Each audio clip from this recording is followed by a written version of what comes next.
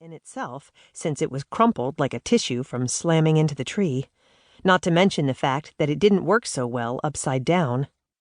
Then Ace, cursing royally with each movement, hauled his sorry butt out of the car and fell into the grass. His first thought was that it was way too quiet. No lights, no sirens, no witnesses. Wait, that last part was good.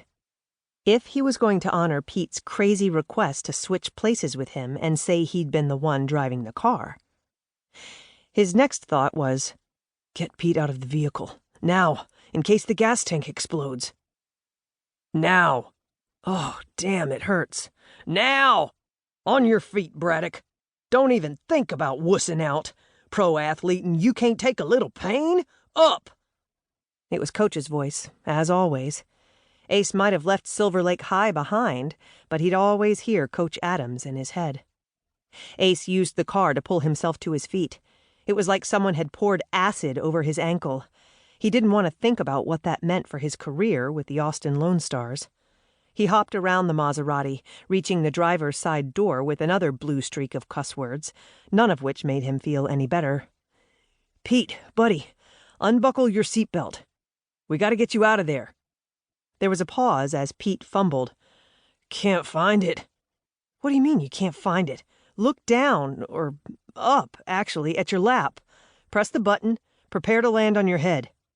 Pete mumbled something unintelligible. What? The window was open, since Pete had rolled it down to smoke. Ace winced again at the pain, but lowered himself to the grass and stuck his head in, coming face to groin with his disoriented friend. Get your junk out of my face. Can't help it, said Pete, his voice now more slurred. Did you hit your head or something? Unbuckle your seatbelt and get the hell out of the car. Pete hung there, silent. It wasn't like him. Was he concussed? Or drunk? Or both? Ace had been so hell-bent on getting away from that rabid baseball bunny that he hadn't noticed Pete was in no condition to drive.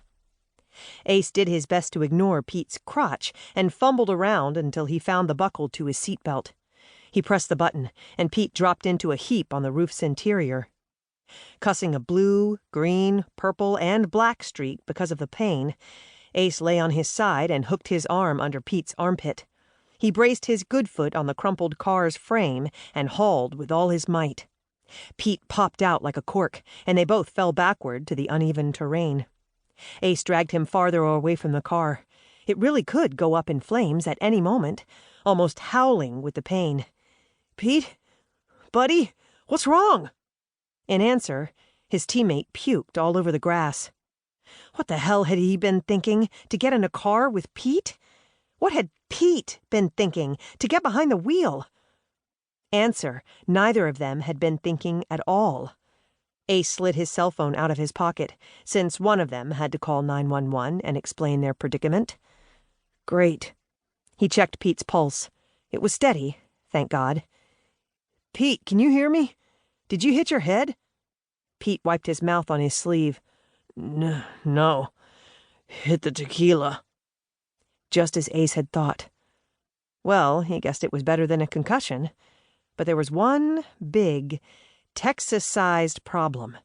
If Ace called 911 and revealed to the cops that Pete had been driving this way, then his friend was going straight to jail. If, on the other hand, Ace told the police that he'd been the one driving, well, he'd ridden in the notoriety rodeo before. Pete was right.